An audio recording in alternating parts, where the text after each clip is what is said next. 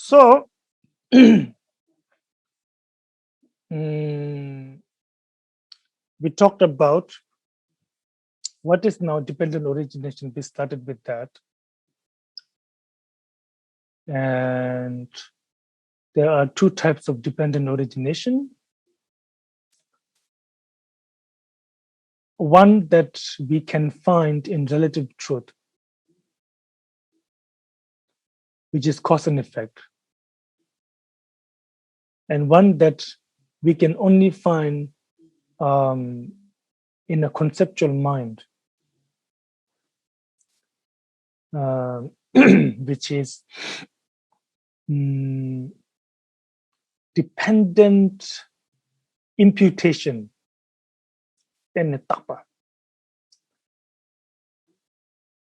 Yeah, dependent imputations. Basically, all the functionings of language, labels, thoughts, relative ultimate truth.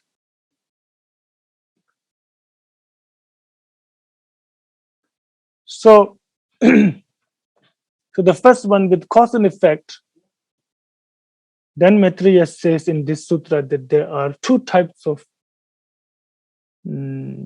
dependent arising of cause and effect, external and internal. So now this becomes important then, because in the Stravaka Sutras, mainly only the internal dependent origination is taught.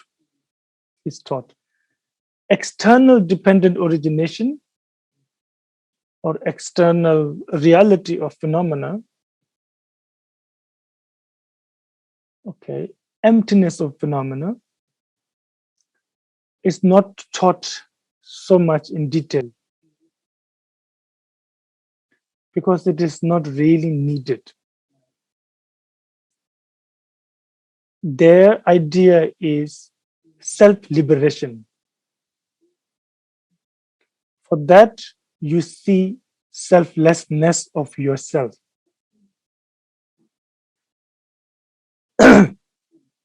Yes.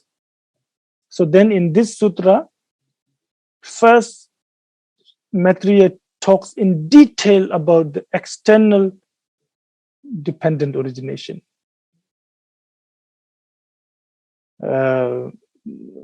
He says,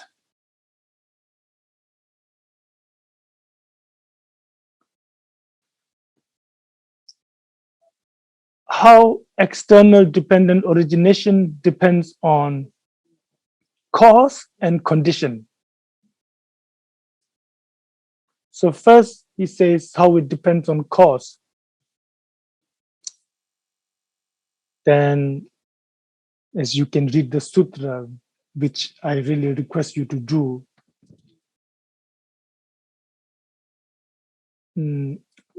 the difference between cause and condition is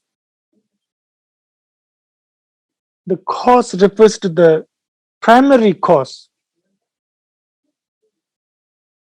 and any other causes are conditions.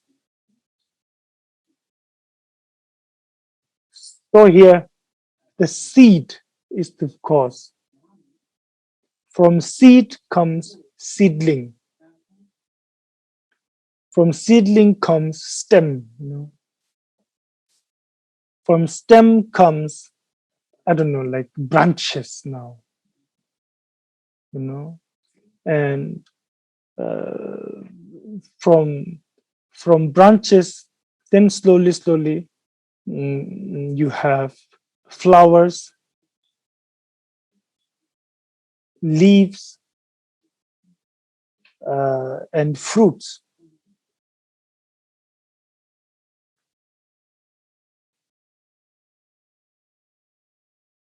Sounds very simple. Just saying this, Buddha shows there is no work of a creator. You understand? Because for the tree to arise, you need the seed. Seed has to become seedling. And like this, there is definite cause and effect, cause and effect, cause and effect. No role for a third party, like a God or these days some people say, what was it is? Cosmic energy or universe. There is no role for any vibrations. Very, very sort of big statement in a time, in a country where the idea is heavily sort of instilled in people's mind that there is a what is it? Meaning of life. Everybody, but there's no meaning. Cause and effect. There's cause and effect. You know, where everybody think we are here for a special, like a mission, to fulfill something. But no, it's just causes and condition, just like the tree and the flower.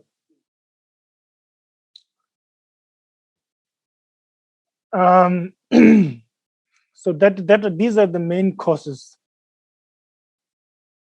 And then he says, now, if there is a seed, there can be a seedling. If there is no seed, there cannot be a seedling. All this, why does Buddha say it here? It's not that the listeners are so stupid that he has to say this. There is an undertone to this, which is there is no one else is doing anything as a main cause. There is no main other cause but the seed, and seedling into sort of the trunk, what is it? Yeah, the stem and the branches and that's how the fruits are born. And as you keep on reading, he says something like, the seed doesn't think also, I will give birth to a seedling, because if again human beings we are really degenerate, you might have a new school that says, oh, all the phenomena wants to give rise to the next result. So Buddha says, no, that's the seed never has no such conceptualization that I will be destroyed now, and then from me something will come. And the seedling doesn't think I will change. I will be destroyed, and then the next moment slowly, sort of, the stem will come or the leaves will come. Seedling doesn't think like that. All the way until the fruit, the flowers, the fruits, they don't think that the tree made me. The seedling, these are my source. They made me. In its own way, the reality of phenomena is perfect. It becomes imperfect when we bring our mind there with all the affliction.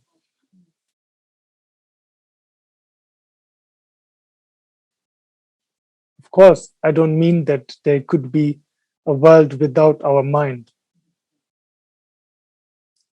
But you know, that appearance itself, in its own way, it's perfect. It's just causes and condition and result, causes and condition and result. Bind us, it doesn't free us. Then he moves on to talk about the conditions, secondary cause. So, what is it? Earth, water, fire, wind, space, and time, Buddha says. Now, not necessarily all of these are sort of real conditions. His Holiness Dalai Lama said, maybe it's because in the listener there were monks, and I think it was if it was very early, probably there was no nuns. So monks who come from school that believe time exists, that believe space functions like that, So there, then Buddha sort of to make them feel easy to how to say to ease their understanding, he sort of says similar word, but he doesn't necessarily mean exactly what they have learned before.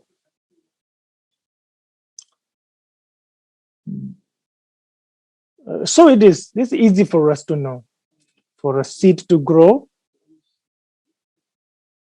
earth is needed, soil is needed, fire is needed. Fire here means warmth. Water is needed, wind is needed, space is needed. So, but Maitreya is very clever, When Maitreya says, how does space helps the seed to grow? But not, he says, by not making any obstacle for the seed. That's not a real cause. For example, then I will be the cause of that tree too. Because I never create any obstacle for the tree, So you see, even though they used this term, but it doesn't mean exactly like what these monks may have learned before.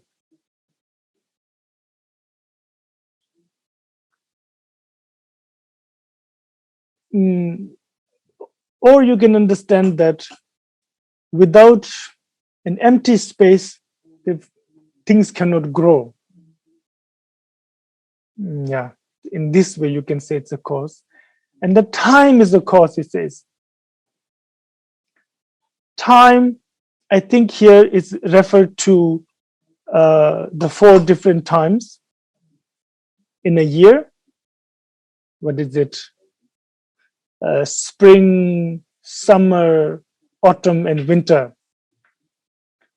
Because for simple farmers, they really might really believe that, that time is changing, that the time is changing, season is changing,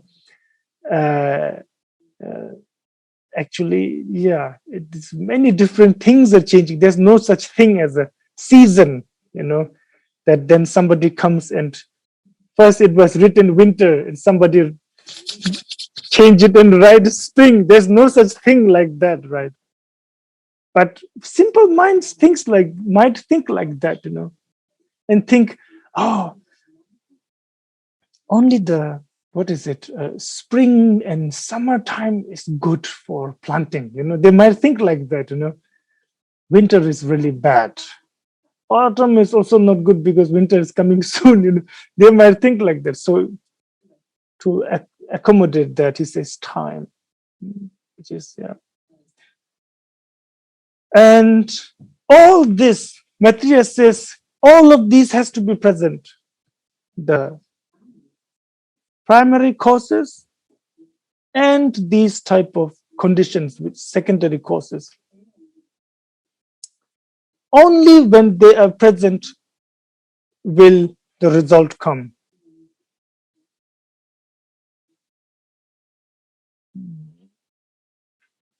Now here, then he says, the seedling. Now, seedling, which comes from the seed. The seedling is not born from itself. That is kind of stupid to say. But there is a big school. There was a big Indian school that believed that. Samkhya school. Actually, we really owe these schools a lot. Because of these schools, Buddha Dharma, people were able to receive Buddha Dharma. This school already laid up a lot of groundwork for Dharma to come. This school originally doesn't have any creator God though. Now I don't know if there is anybody who follows very clean Samkhya tradition. I don't know.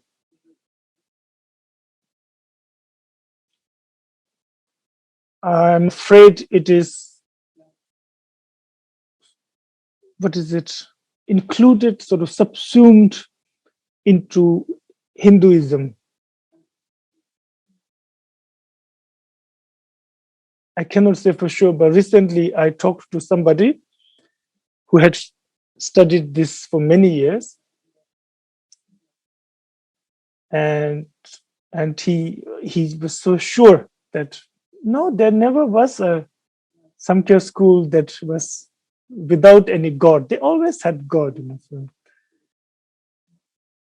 of course, he himself believed that he follows that tradition of Hindu tradition. So I didn't say anything. But when you look into the old text, old Buddhist text, you find that those were written during a time when all the small Indian school or big schools were not meshed into one tradition called Hinduism, Hindu Dharma. And they were separate, especially Samkhya.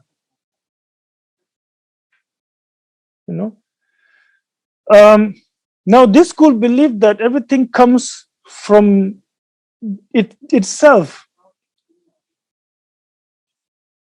And for example, okay, this is what they say, that the seedling was already there. What did water, earth, and seed, what did they do? It's just made it visible. Invisibly, they were always there. Almost feels like saying past, present, future, all of these are kind of always there. You just experienced it once. Feels like that, but it's not exactly like that. Now I get distracted. So anyway, Buddha says the seedling didn't come up from itself. That would be stupid. Won't make sense. Because it already is there. Why would it have to make itself again?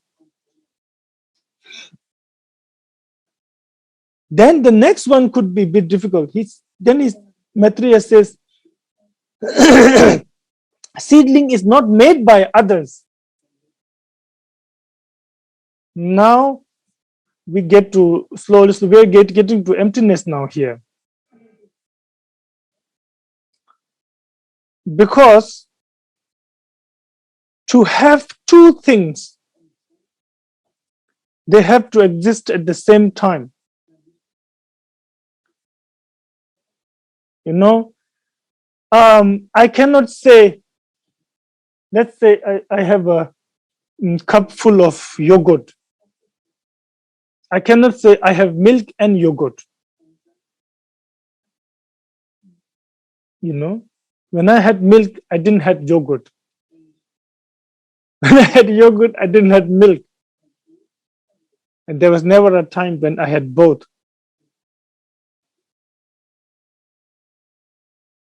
In my mind,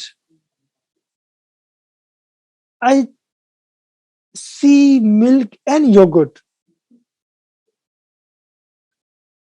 But that's my mental image. That's not true. That's not the cause and effect of milk and yogurt. This is important to separate your mental creation now and the real milk and yogurt. Maybe it helps if I put it far away. You know? So, Buddha is saying, from your mouth, we can say seed and seedling. But actually, when there was seed, there is no seedling. When there's a seedling, seed is gone. They were never together. Hence, there were never two things. Think about this. I'm sure you have heard these teachings before. Again, it's important to really think about this to understand. How did Buddha taught emptiness by teaching cause and effect? Yes, that's really, really, like I said now, once we understand cause and effect, impermanence we understand, emptiness we are, everything will come from this now. Obviously, then the seedling doesn't come from both itself and others. That doesn't make sense. Okay, so you understood, right, why seedling is not coming from something else than itself? Because when seedling is present, causes are not present. So the causes are not other than the seedling. To be other than the seedling, they have to exist during the seedling.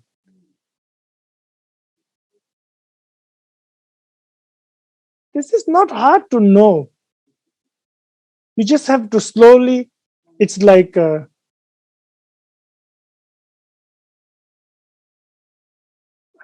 to say, I have a bad example. I have long hair now. So I take shower, all my hair clog the drain. So the drain is clean, actually. It's my hair the problem. So you remove the hair, it will work well.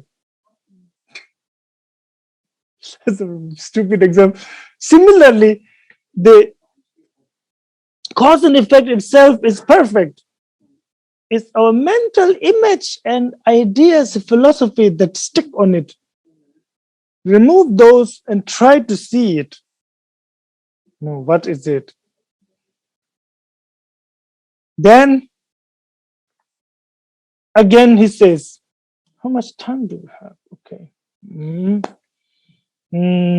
Yeah. Also, he says, one should look at one should look at such dependent origination, outer dependent origination, not as permanent, not as cessation. How is it translated in English? The second, do you know? And moment. That's also good, yeah. Not discontinuous, not sort of migrating, you know, and from small seed, big result can come.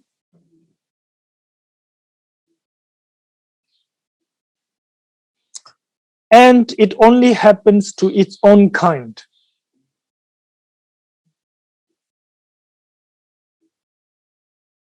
These 5, I would really request you to think about them. Explanation is given. He says, why is it not permanent? Because he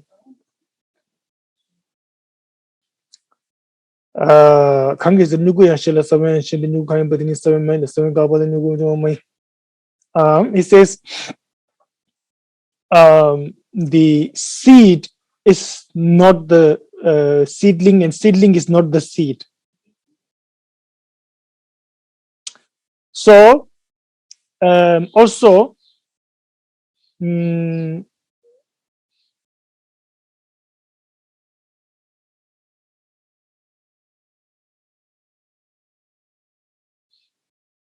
the seedling do not come from a seed that has already ceased.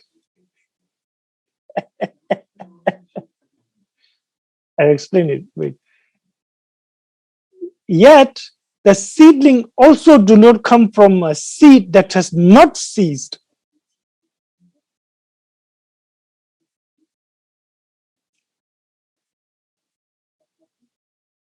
When the seed ceases, seedling appear. This is a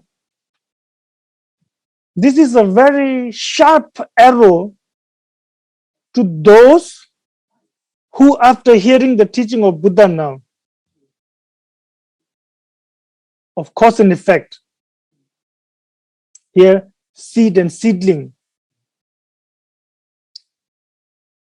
then they start believing there is a relationship between these two. Then they start believing that type of relationship between cause and effect is really true and real and there. They start believing that seed really helps the seedling. Now remember what we talked before.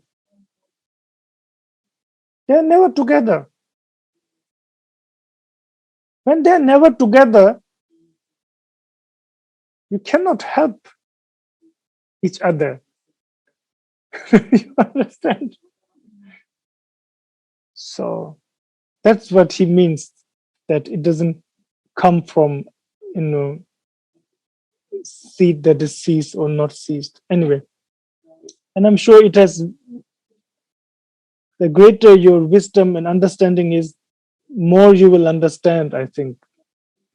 The depth of these lines, I think it's just, but I can really see someone like Nagarjuna extracting a lot from this,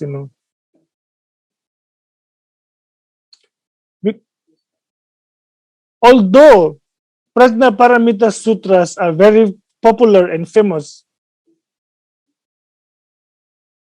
you don't find much reasoning in those.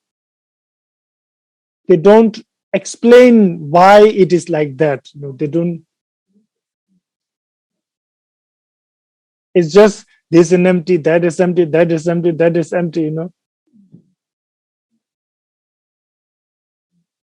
I feel like this type of text really does it's like the pillar that holds the prasna paramita. Yeah, so that's why it's not permanent, because it's not forever, obviously. The seed is not the seedling. Mm. Then the next thing is saying uh, the seed is also, the seed do not also cease, as if there is no relationship between seed and seedling at all, as like a burnt paper which is no longer a paper, it's done. Sort of, that's what we think, you know. It's also not like that. Seedling can only happen where there was a seed before.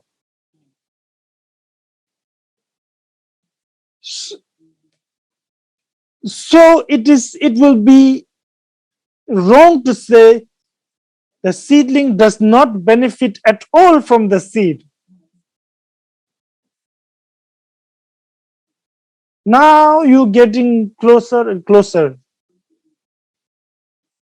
To say the seed benefit the seedling is wrong. To say the seed does not benefit the seedling is also wrong. That's all right.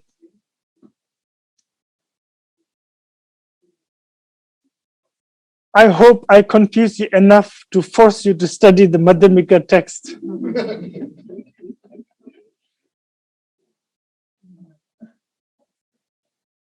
Yes, so like this, read now, okay? I want to go to the 12 links, so I have to jump.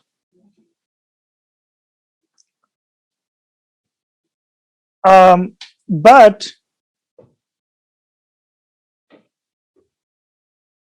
yeah, so again, same thing. Inner dependent origination now. Inner dependent origination, meaning basically what we are. What are we? Where do we come from? What is the purpose of us? Where do we go? These are probably one of the first, when human beings begin to be able to conceptualize ideas and philosophy. I think this could be one of the first ideas and questions,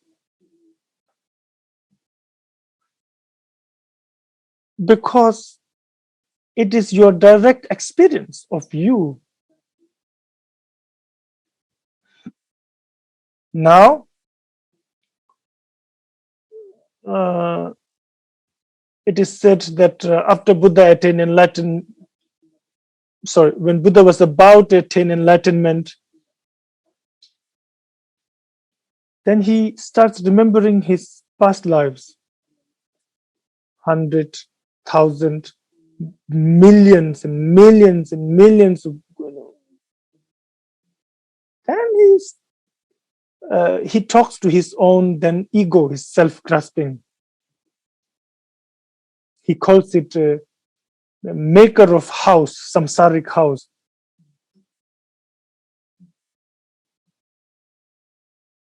I guess it makes sense. It is a designation. Our body is a designation. You occupy a space.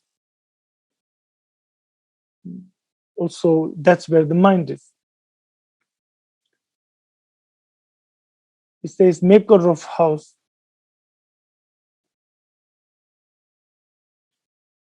Now I see who you are. From beginningless of time, seeing beings suffer,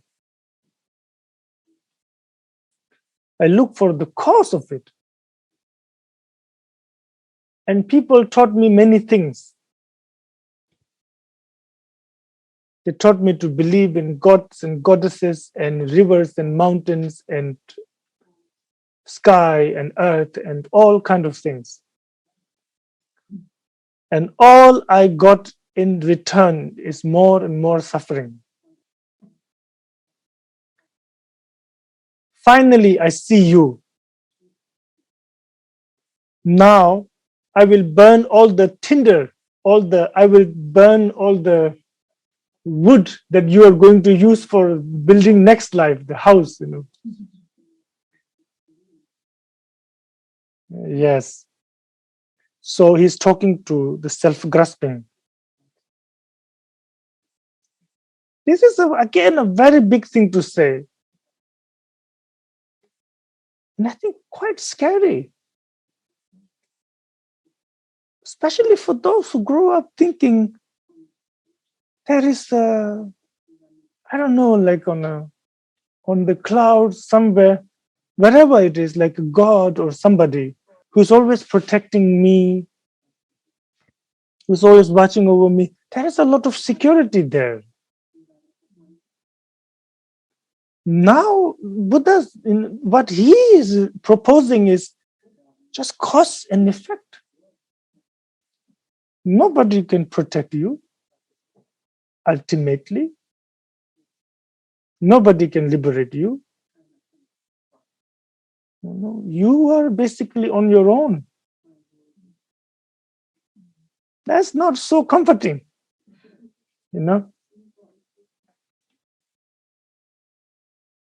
Anyway, so he taught these 12 link dependent originations.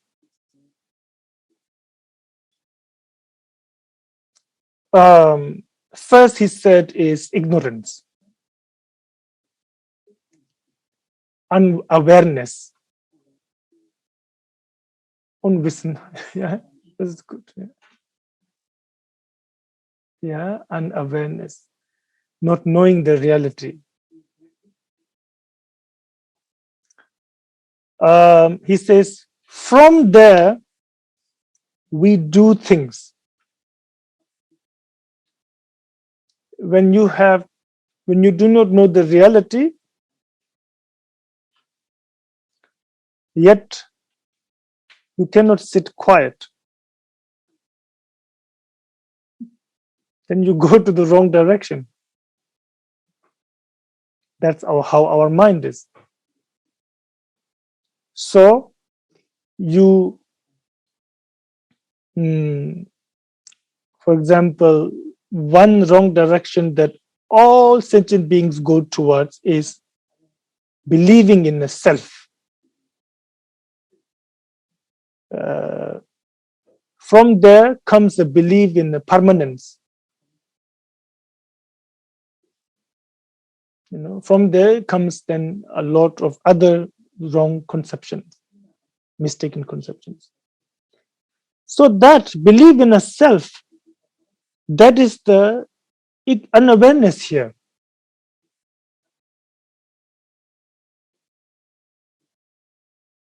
From there, then when you have a self, you have others. And here it's not like in this world, there's just me and someone else. There are many others, countless. Many I like, many I don't like. Now you have aggression and attachment near and far.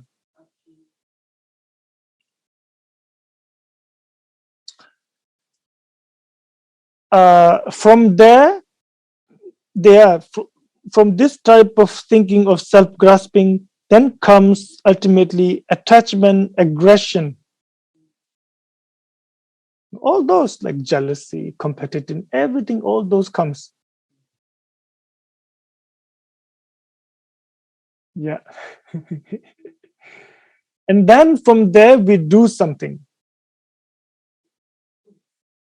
But either we want something or we want to get rid of something. We don't want something. These are called formation.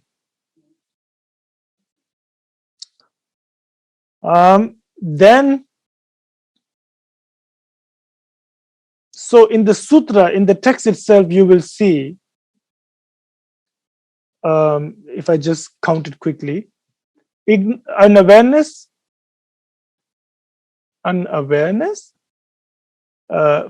formation, consciousness, name and form,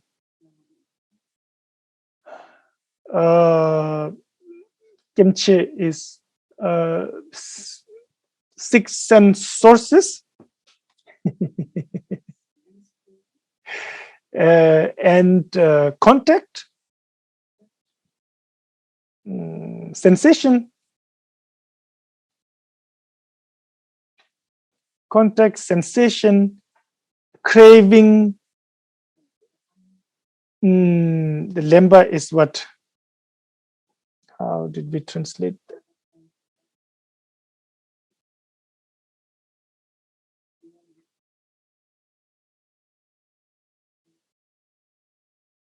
Yeah, can you say those 12s? Yeah. Craving, then appropriation, and becoming, and birth, and death. These 12 is taught in the sutras. It's shown good. Now, when we explain, we do not explain it like 1, 2, 3, 4, 5, 6 like this. When we explain, we have to change the order a little bit.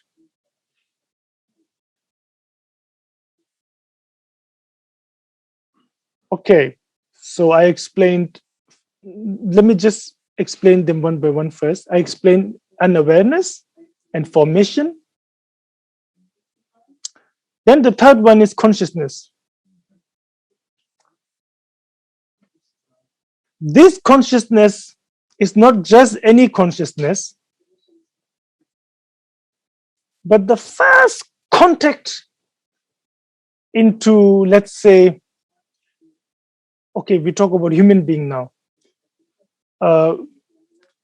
In my mother's womb,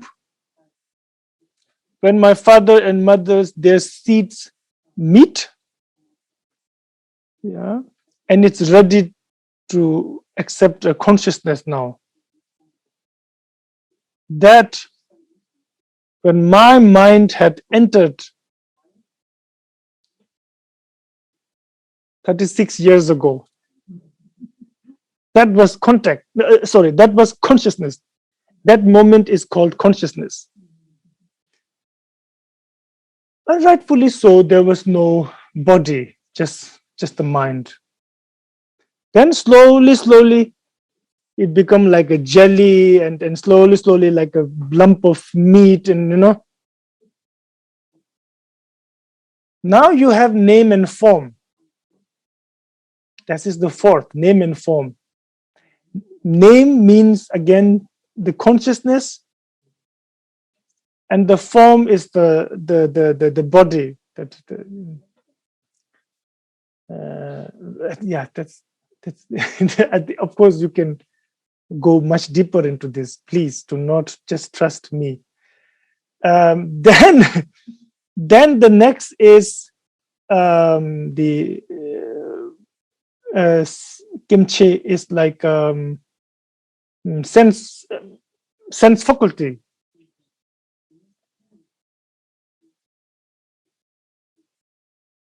Now it's not just a meat blob or whatever. Slowly, you have ears are forming, eyes are forming, mouth, the tongue and skin can feel. You understand? 6 sense sources are forming. When you have a functioning 6 sense organ, what is it? A 6 sense faculty, like eyes, nose. What else is there? Like ears, tongue, body, and mind. Yeah. Then you can now register contact with things. When the mother eats something very cold, the body gets in contact with cold. When it's very, very hot, the body gets contact with too much heat. Like that. When it's very loud noise, kind of, this I don't know when it happens though during the pregnancy, but at some point the ears, noise and the ear can meet. That is the contact now. After that is the sensation. Now, not only you have these two, you feel, you like, you don't like. You see that how when the body grows, the function of the mind also grow.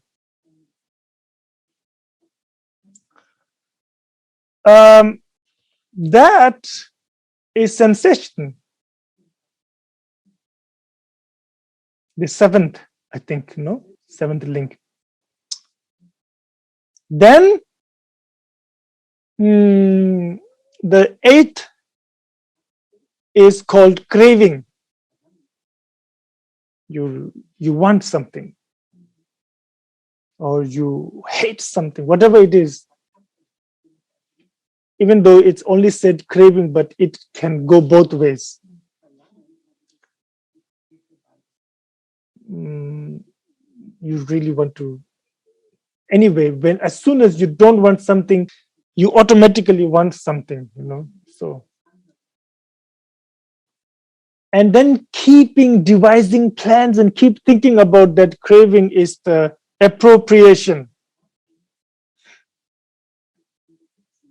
Lemba. Then, what is it? Then from there comes the 8th, 9th, 10th. I know, just bear with me right now. I'll put them in order. Number 10 is number 10 is becoming. This is the same term as samsara, becoming, sipa, meaning you're ready to be born now again. And then number 11th is birth, actually leaving the womb of the mother or leaving an egg like that, birth. And then 12th is death. All right.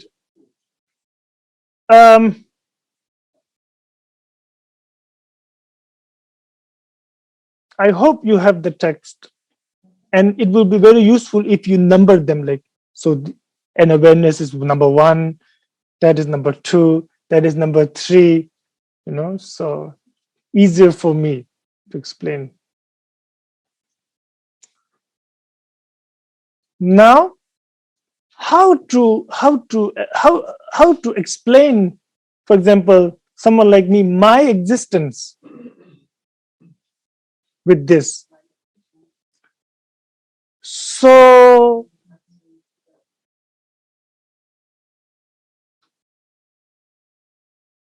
let's say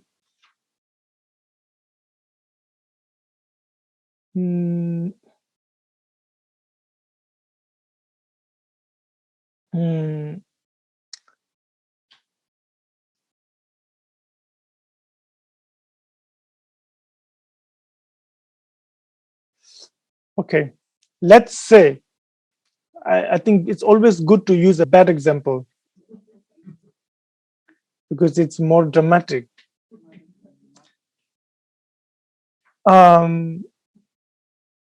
Let's say I kill a bird,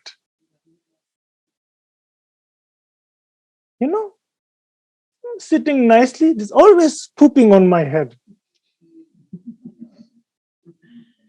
So I very innocently, with anger, throw stone and kill it. It's dead. It's dead. And now, that moment, two things happened. What really happened that I can feel was anger. And the act of anger. The second one, this is the second one, formation. But underlying real cause is I have an idea of me.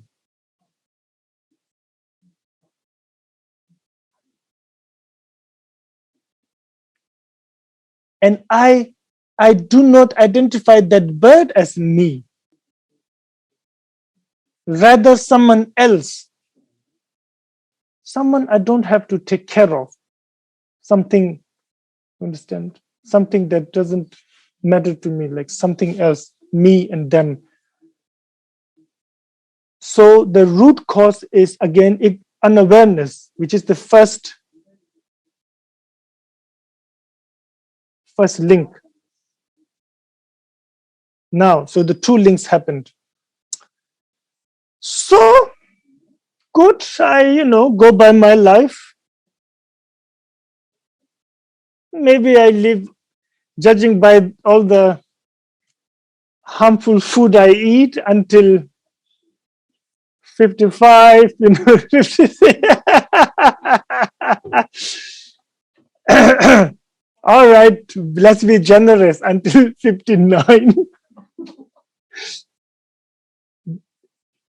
Now I all the cholesterol, everything is killing me, let's say. And at that moment,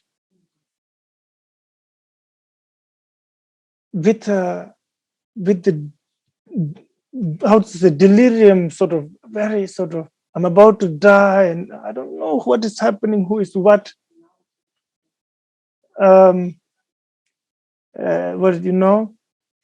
Let's say karma, due to karma, an image of a bird appears,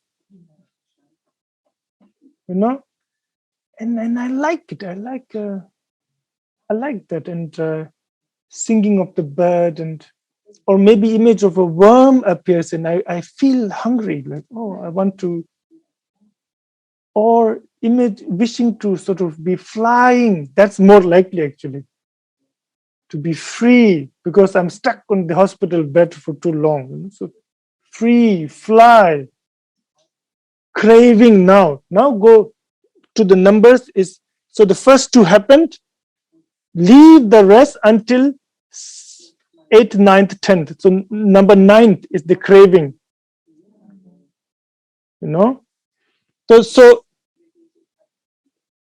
the main seed was me hitting and killing the bird. I carried that my whole life till I die. Moment of death, craving arise.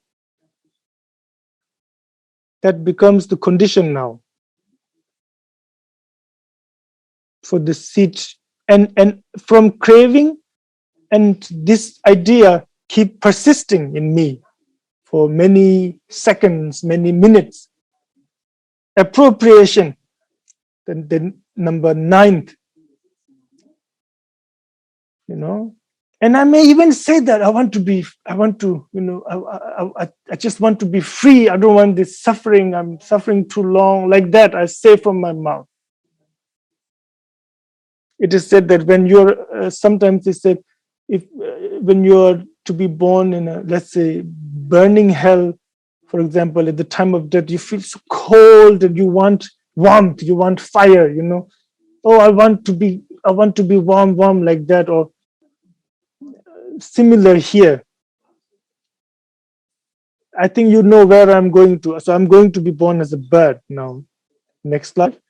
So the seed, which is killing the bird, and then the condition is craving happened, keep thinking about it, appropriation happened, and then actually saying it and wishing for it, you know. Sipa, now I'm ready, and then I die like this. Then, so ordinarily there will, after that will be a whole Bardo story, but leave all that. Now, now what will happen? My mind goes into the, where is egg made into the bird's body? Like in the womb, I guess? I don't know. So when the birds, yeah.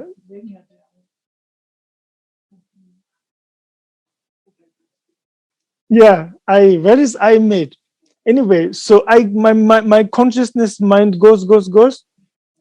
As a bird, father and mother doing the work, and seeds are ready now. Consciousness, boom. Now number 3, go back to the third now. Now the third one, consciousness. And it can be very innocent. There's a Chinese man who said he remember being born as a pig. And in this life, he never showed his hand, I think left hand or something, to anybody, the whole life. Only his parents and he knew it was a pig hand he had. And he showed it to a monk before he died. Schweinefuß. I mean, it looked like that, not like fingers, you know, like. And before he died, he showed it to a monk. It's quite recent, actually, not like 100,000 years ago. No, like recent. And I think they met in a restaurant, and I have something to say, and he showed his hand and said, I remember being born as a pig. How it happened was that after I die, before, I think he was a butcher or something, I remember walking alone and naked in a valley that was full of rain and wind, and it's too cold, completely dark. Nobody there. Felt like just me in the whole world. There was a light. And as he ran, it felt like a wooden cabin, like a hunter's cabin, you know. And he thought, I have to get there, of course. As I went inside, there was nobody. Just light on and couple of jacket on the wall. And I pick up one jacket and I wore it. Then I don't know what happened. Fell unconscious or so. I woke up, I was a piglet. Due to my whatever good merit, I remembered being as a human being. And I see I have brothers and sisters. I have a mother. This being born as a pig, it really scared me so much that I cried and cried, and I didn't drink any milk. I wanted, you know, so I died like that. Then I'm born as a human with the hand still as a pig hand. Khenpo Tsutum Lotu wrote that in his book. Serpa Khenpo. So, this consciousness, the third one, consciousness, when did it happen for this guy? Was when he wore the jacket. That jacket, you see, you think, oh no, I will never be born as a bird or an animal. because I see, oh, that's a bird. No, I don't want. It doesn't happen like that. You know, you don't know. You feel like you're wearing a jacket, and you're born as a pig.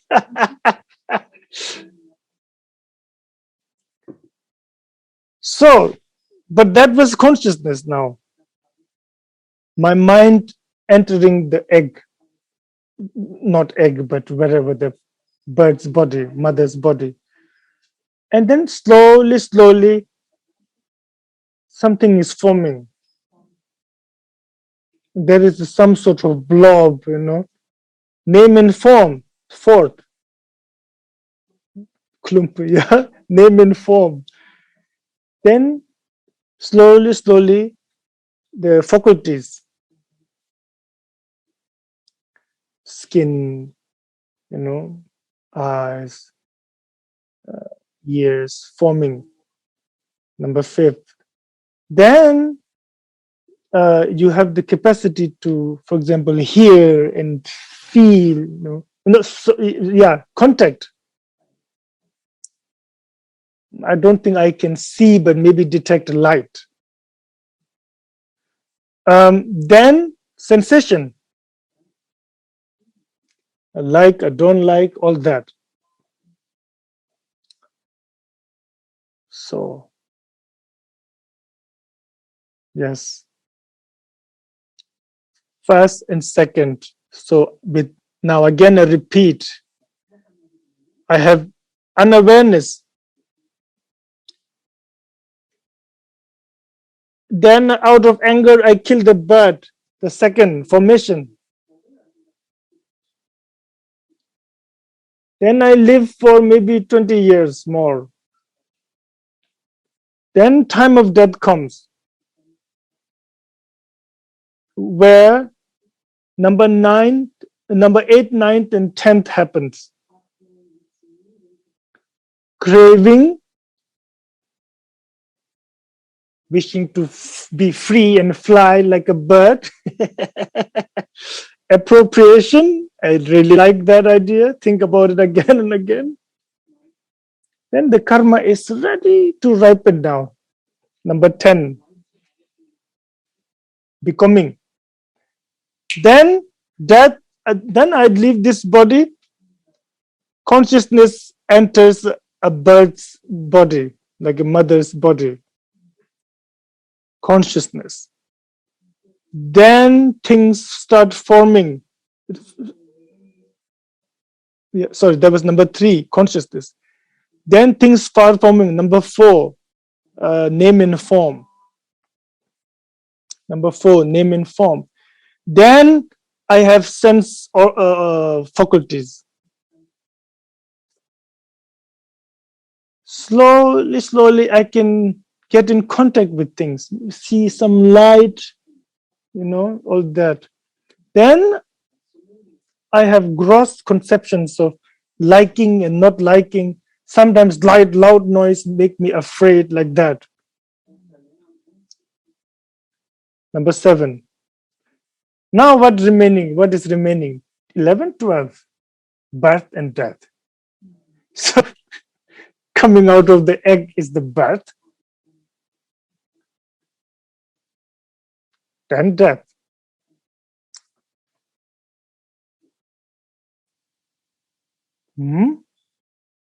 That is simple, isn't it? I think it is quite simple. But one of the most important things we will learn from Shakyamuni Buddha. Now, just, okay.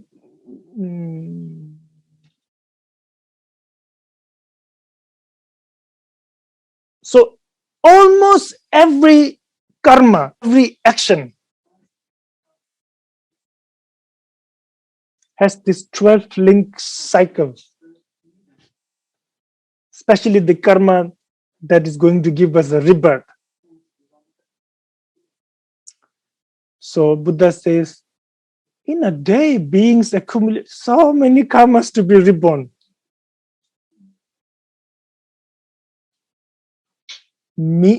That means in a day, The first two happens many times.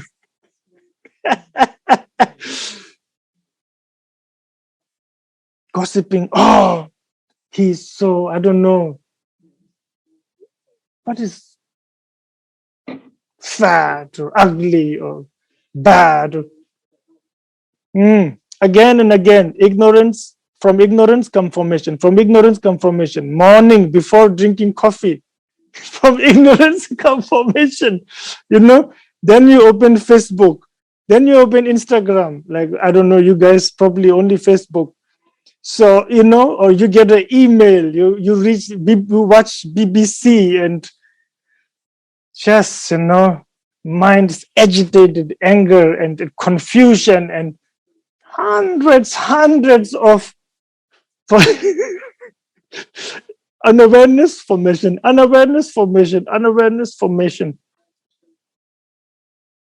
you know, unawareness and karma. All these remain in our mind. So in one lifetime, I start hundred thousands of cycles of this 12 link. Each one has the potential to bring me a next life in samsara. No? That's good. Now you kind of, now you're getting it. Now you're getting it, that it's really like a, you know, we knew that it's bad. Sort of, we knew it's bad. Everybody, all over there is war and whatever. Whoever we make our leader always messes up, you know, externally, internally, anger, aggression, always. So, of course, you're following Buddha and you kind of know that samsara is bad and it's smelling a little bit, you know, so you know it's rotten. But you didn't know how much it was rotten before. You know, you didn't know how bad it was until looking at like this now. Then you think that action was one moment. Actually, I just throw one stone, but that brought me a lifetime. And in that whole life, I start many 100,000. I hunt for, I don't know what birds do. Like I hunt for bugs and what do birds do? I don't know. Yeah, you know, what is it? Find nice statues to shit upon, and whatever birds do, they do. You know, all that. So in that life, again, 100,000s of what is it? Karma out of ignorance. Karma out of ignorance. The first and second. You do a lot. So now it's like a never ending. When you further and further you look, it's just, you know, spreads. So then you realize there's no way except removing the ignorance. You know, I cannot wait for the karma to finish. It's never going to happen. Because this game, if it is a game, is designed by someone for us to lose. You know, it's, I guess you guys don't know, but some of you might know. Not recently, one of the first popular game on phone. Oh, this you know, yeah. On Nokia phone when I was like, 15, 15, 20 years ago, when Nokia's this phone came, was the snake and the snake game. It can never finish until you die. It's designed to fail. You're designed to lose. You play for 1-2 hours. Now it's like this. First, you're a very small snake, and then you eat something, and you become longer and longer and longer. How long are you going to go? At some point, you're too long that you bite yourself, and you die. or younger ones might remember like Temple Run, and there's some games in phone where you just run, you get more and more points, but you have to die somewhere. You cannot win. It's like this here.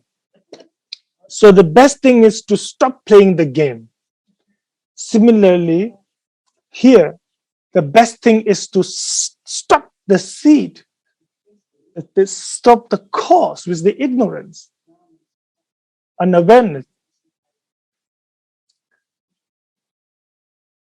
Without this kind of understanding, taste, then all the practice become more cause of samsara. The first two can be positive karma and negative karma. I just use a negative karma as an example. Yes, for example, me to be born as a human being, maybe hundreds of lifetime ago, I maybe, I don't know, did something like it, maybe offered a flower to a statue or whatever. The karma stayed. I was a donkey, fish, but the karma not ripening because there are hundreds of seed, So remaining until my last life, a frog about to die. The karma to be born as a human being, that positive karma. And then the frog, I don't know what frog thinks. I don't know, but somehow it craved something. The eighth. Then it kept craving and thinking more, fantasizing the ninth. Maybe it could see people walking around, think, oh, they're so fast. I don't know. Snakes cannot eat them. I wish I can become like that, whatever. Number 10 is ready. Then dying, consciousness into mother's womb. Number 3. I repeat this again and again because I want you to remember these numbers. Consciousness, number 3. Then little bit of blob in the, you might be so surprised if you read the sutras and how detailed the embryo state is taught in the sutras, really. But anyway, embryos, what is it? Little bit kind of blobbish. Number 4, name and form. Then I have this 6 sense faculties forming. Then after a while, these 6 sense faculties can function now. Get into contact, number 6. Then I can discern feelings. I have feelings now. Like, don't like, get afraid. Then I was born 1985. I'm so proud about it. Christmas Day. Too bad I'm Buddhist. I should be actually. But anyway, Christmas Day. So now death is going to happen. That's remaining. So you see, That is from good karma, right? Then there is one more karma, which is immovable karma. These are the cause of rebirth in form and formless God realms. You can only accumulate them when you meditate and when you sort of achieve samadhi. They are called immovable karma, because the other karmas can change where it will ripen. Let's say I had a karma to be born as a human, but then I did something that was against discipline, transgression.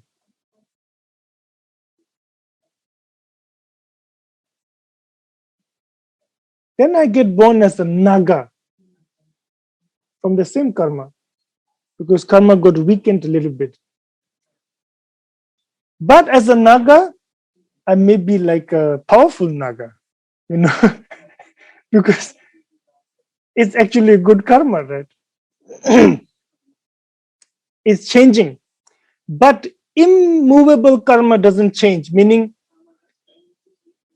when you accumulate karma to be born in the Brahma realms, there are 4 form realms. Yes, okay, I'm not going to explain that. But if you have karma for that, it will ripen only there, not now. It doesn't change, it doesn't move from its place. So you will be born as in the Brahma realm, for example, or formless realm, where there's no visible body. These 3 karma, it's in the text, it's in the sutra. I'm not making it up. You'll find them. These 3 karma are the formations. So, like I said, without this type of understanding of causes and condition, then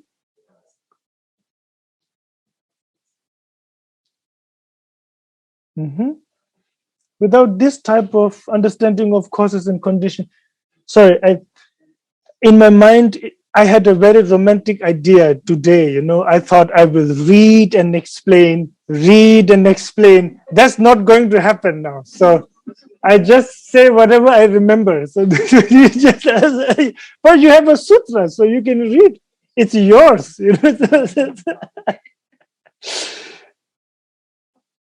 So without this type of understanding of cause and effect and how I come to be and so on, something will be missing. You can do whatever you want, unless you have very strong devotion,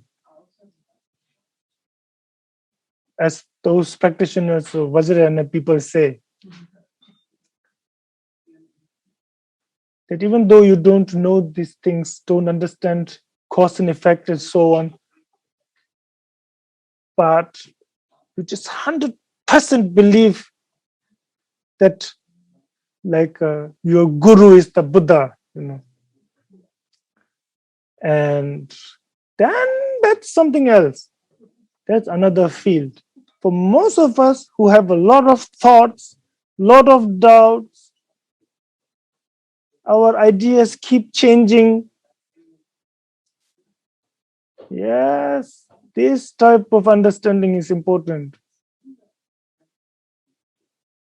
Now you understand renunciation. It's not a romantic, it's not escapism. Escapism.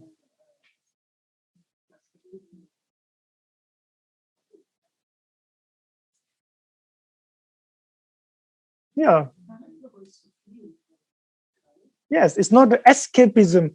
It's actually, who said it? It's the only optimism. I heard someone say that. It's not my idea, by the way.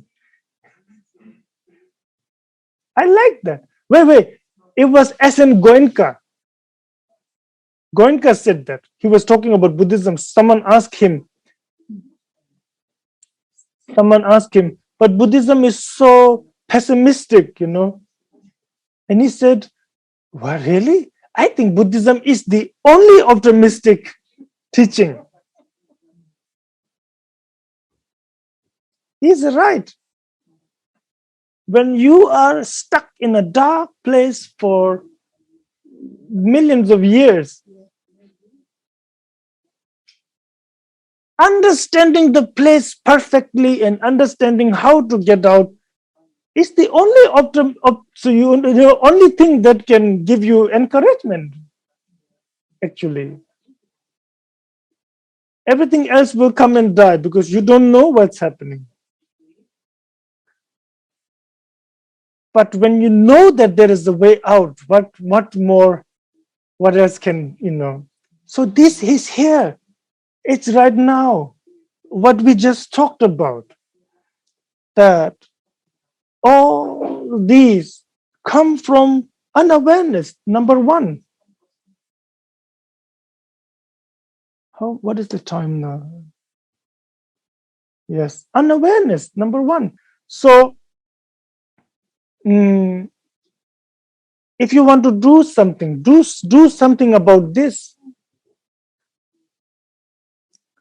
You are going to pray that your unawareness will go. Pray that awareness will arise. Your center's name, Rigpa. It's, it shouldn't just remain a name. That Rigpa arise.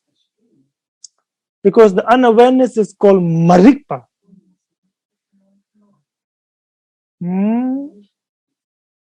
Now, so not only that, nowhere does Buddha teaches anything about a God or a power or a time or a self. In this cycle of cause and effect, they don't have any place in it. Have no role. Even if there is a creator, all powerful one, all compassionate one.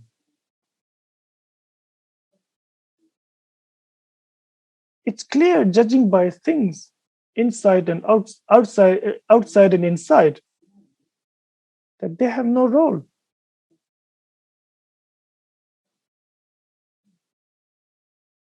We never seen fruits come out of nowhere.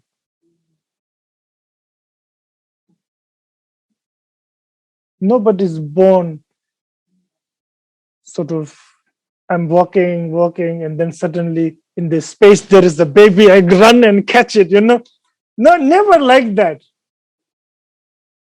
A baby always comes from the mother. Nobody has any role in that other than the father and the mother and probably the doctor. What is it?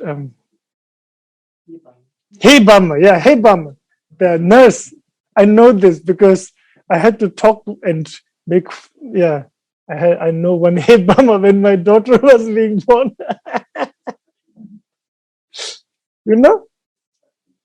These are the real causes and conditions. And same with self. There is no work for a self. It's not the ignorance.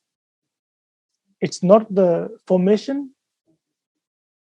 None of these 12. It's not birth. It's not death. It's not inside nor outside. Even if there would be something called self, like this spoon in my jacket, like even if is it really silver? I take it with me, like that, that would be very skillful. I leave it there. Even if I say, even if there is one, what does it do? You understand? There has to be something that it does. Thoughts are thought by mind. Things are seen by eyes. You hear from your ears. Like that. They all are done by your body and mind. Then the self, even if there would be, it's just a burden. It's just, like useless. Like in a what is it, in a rock band, sometimes there's one guy who's useless. you could just get rid of him. It's okay, and self is not even that good, because the rock band useless guy can still stand with the guitar, do like this, and even though you don't need it, self is not even visible. This is profound. So in this text, you will find he says that it's not self. Dependent origin is not self, not life, not prana. Like that. You read through these, and yes, not coming from itself, others, both, like that. I hope that this becomes encouragement. I mean, those of you who have studied Madhyamika text, then this should be easy for you. Yes.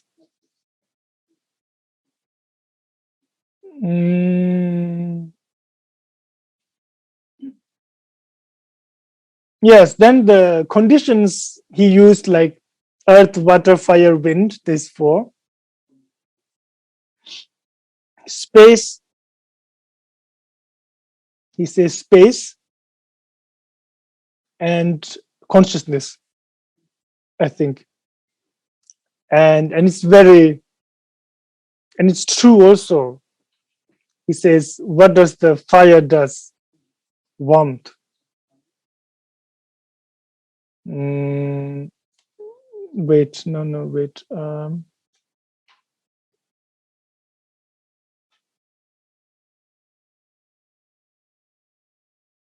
Sorry, and before that, he says, the unawareness do not think, I will bring birth to formation. Now, just like before, each cause do not think I will give birth to this.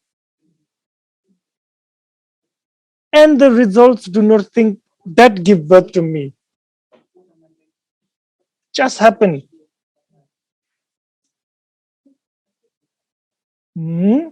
Then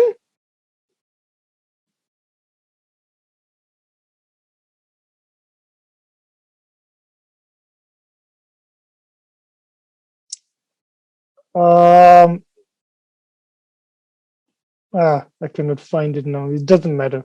So yes, coming from these conditions are earth, water, fire, wind, and it's very and it's true also. What does water do? Water keeps the body together. It's true. If it is completely dry, it's just could break apart.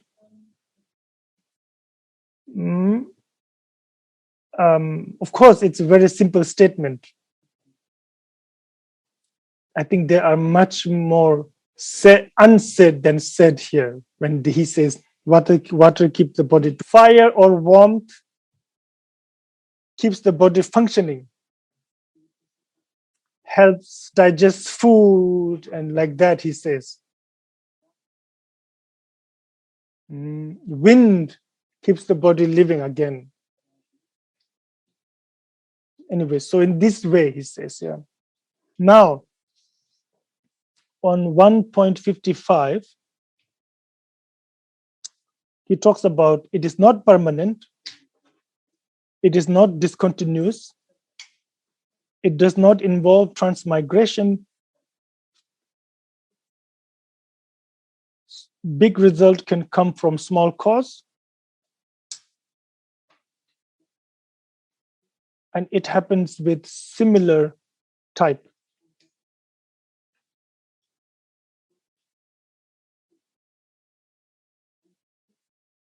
So how is it not permanent? This is really good. He says it is not permanent because the final aggregates at death are one thing, and those at birth are another. Meaning, the mind and the body that you have in this life, the mind and the body at the time of the death, do not leave this time and space. It is not the mind and the body that you will have in the next life. Very important. Not only, it's like, not only you leave sort of the body in the past, but also you leave the mind that is together with the body into the past. Of course, body is something visible, then continues and decays and smells. Mind only gives birth to the next mind, which is the mind of the next life. Really, really, really profound.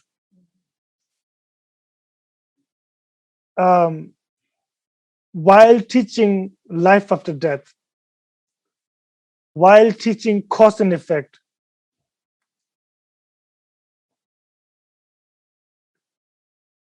you are taught selflessness using this kind of reasoning.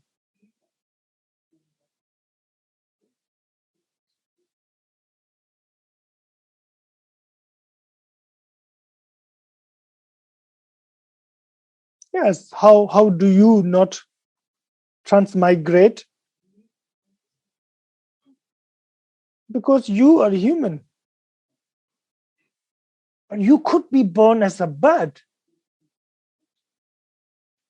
That bird will not be you. You will never be that bird. Just as human cannot be bird, bird cannot be human. But bird only comes when you go. There is, we cannot say there is nothing between them. But we also don't say there is something between them. Then we really get the idea when masters get so amazed by things. How does flower bloom? The movement of leaves in the wind. It's really like miracle. Inexpressible reality. Inexpressible reality. You know, fools try to find reality in complex philosophy and theories.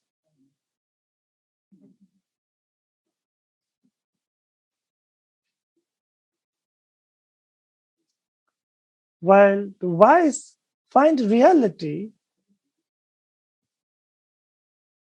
where they are, without any such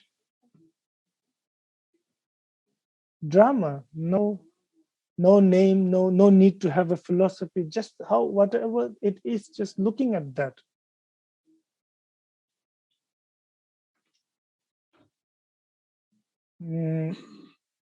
So that when you see that now, so that is dependent origination. He says, Venerable Sariputra, when you see that, then you will have Dharma. You will see Dharma. What is Dharma? He says, oh, Dharma is the, what is it? There is two aspects to Dharma. Result and practice. Practice is the Eightfold Noble Path. Yes. So when you see the reality of 12 links,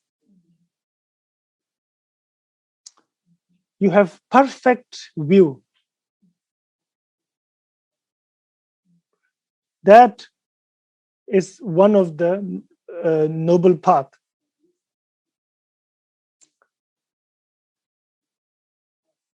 When you have a perfect view, you contemplate and you teach others too. So that is perfect thinking or perfect meditation.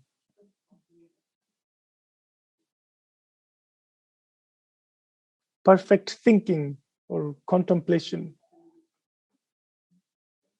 Yeah. Then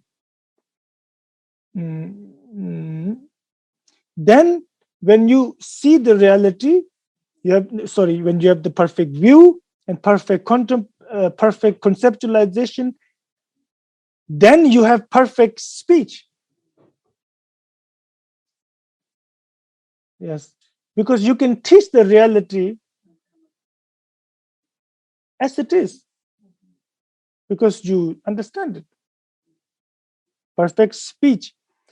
Then, when you understand the reality, when you not just understand, when you really realize it, automatically your body, speech, and mind, the karma is refined. Awareness, you destroy the awareness.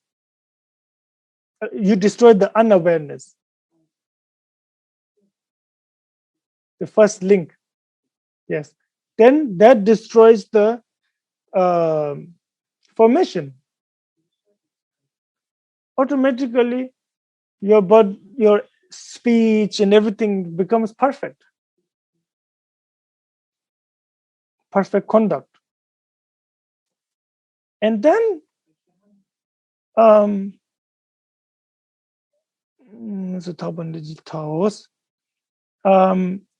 and then you do not have hypocrisy. You do not cheat and lie to survive. So that is right livelihood. You know? Then you have right diligence.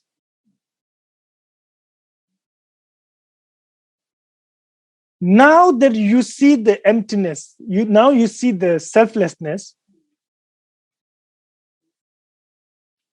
it's like now you really know it works. That sort of dharma works. Then you're more diligent to now remove all the afflictions, sort of remove all the obscurations to become Buddha as soon as possible.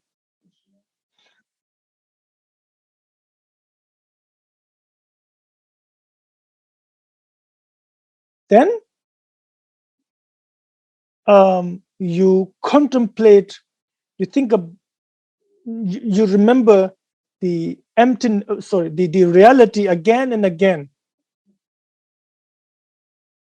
This is a right recollection. I'm just looking at the Tibetan, so I don't know what is written in the English. I forgot. Yes, right mindfulness. That's good.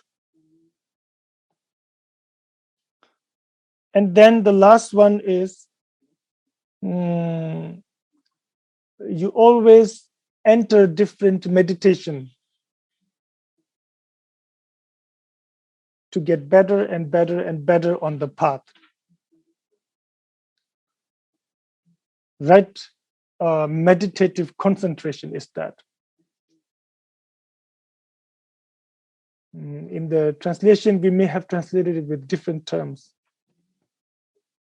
Yes, okay. I'm not good with this remembering. So, Eightfold Noble Path sounds easy. That is the Dharma, that is the practice. Then Dharma, that is the result. Here is Dharma, that is the result, is the path and the final liberation, which is being free from all obscuration. So then obviously, when you practice Eightfold Noble Path, when you remove all obscuration, you become Buddha, which is the third one. So you see now, seeing dependent origination, you see the Dharma. Seeing the Dharma, you become Buddha. You see the Buddha. So that is sort of the sutra. I really encourage you to study this a lot, as much as you can.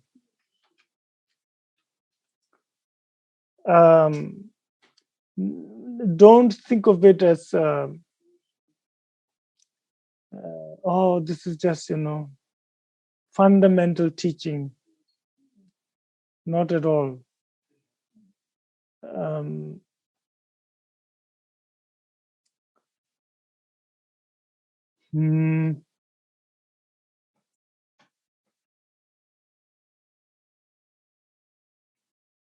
That way of explaining the 12th link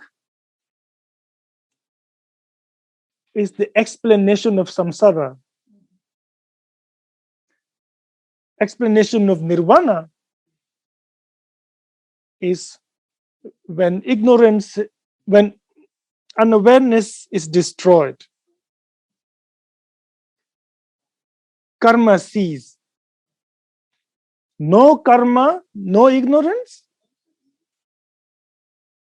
no craving, and no, what is it? Number 9, no lemba. Yeah, appropriation, no appropriation. Who came up with that translation? No, it's good, but it's not my English. But no appropriation.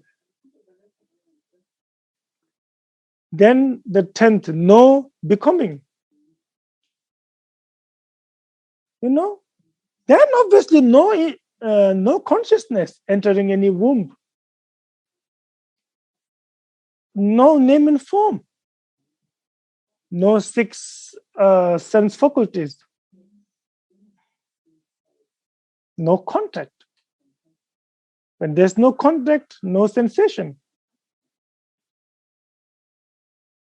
When this type of body is not formed, there will be no birth. When there's no birth, there's no death. So that is then the explanation of nirvana. How did nirvana happen? So it's like the 12th link is going this direction, samsara. Nirvana sort of other direction. Nirvana. I think I then probably stop here. And I apologize, I didn't give you any chance to ask question.